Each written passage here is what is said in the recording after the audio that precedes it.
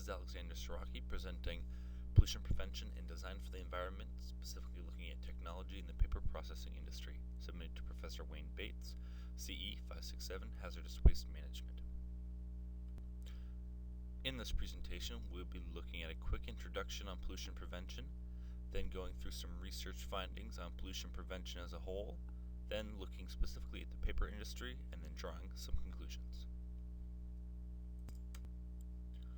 Pollution is any substance that degrades the natural quality of the environment, whether by being a nuisance or having harmful effects on health.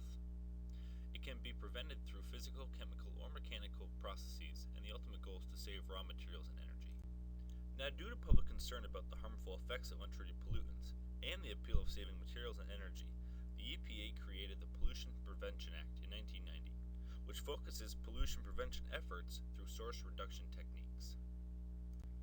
As environmental engineers working with industries to comply with EPA regulation, the implementation of source reduction techniques is done through reuse, recycle, and recovery of raw materials, as well as state-of-the-art engineering designs. As a focus of source reduction techniques, the EPA has determined 126 priority toxic pollutants, which can be found in the water, soil, or air, and for the purposes of this presentation, we'll be focusing on the constituents found within the water. Now, due to the importance of water in industrial manufacturing, it is necessary to focus on it, and as such, the average water reuse for industries is 50%, and is accomplished through heat exchangers, steam recycles, and boilers, which all lead to other recovery methods. Moving from water to its aqueous constituents, we find that solids in water, such as lime and salts, and liquid chemicals, such as mixed liquors, also can be recovered and reused. This recycle of material is done through recovery boilers and clarifiers. Pollution prevention can also be designed for the environment, with the recycling and reuse of reclaimed wastes.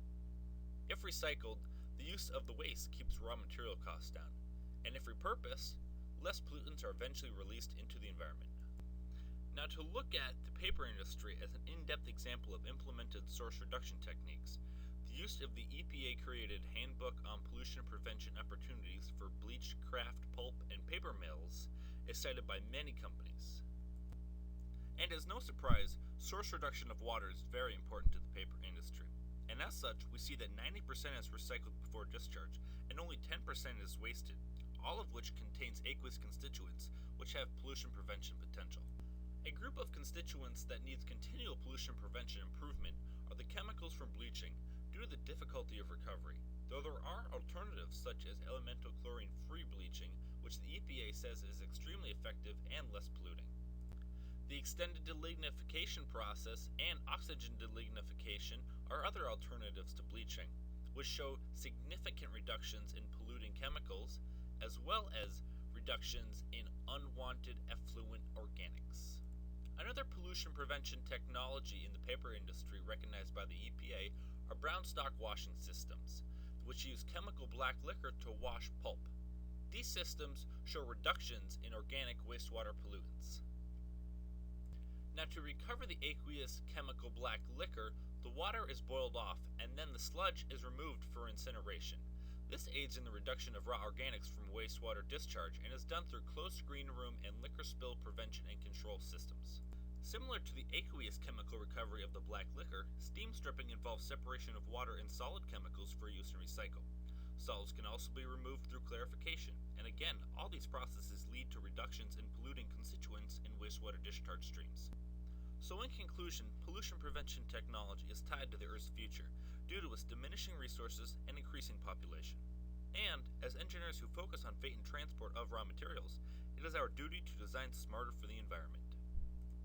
And with environmental friendliness comes industrial incentives, because efficient use of raw materials means less cost, and less effluent treatment needed because of fewer wasted materials means easier EPA compliance, and this all leads to customer appeal and greater profits. So now we ask, what's next? Well, the paper industry shows us that pollution prevention techniques and source reduction technology are already being implemented, but that doesn't mean that moving forward to green energy implementation can't be done next.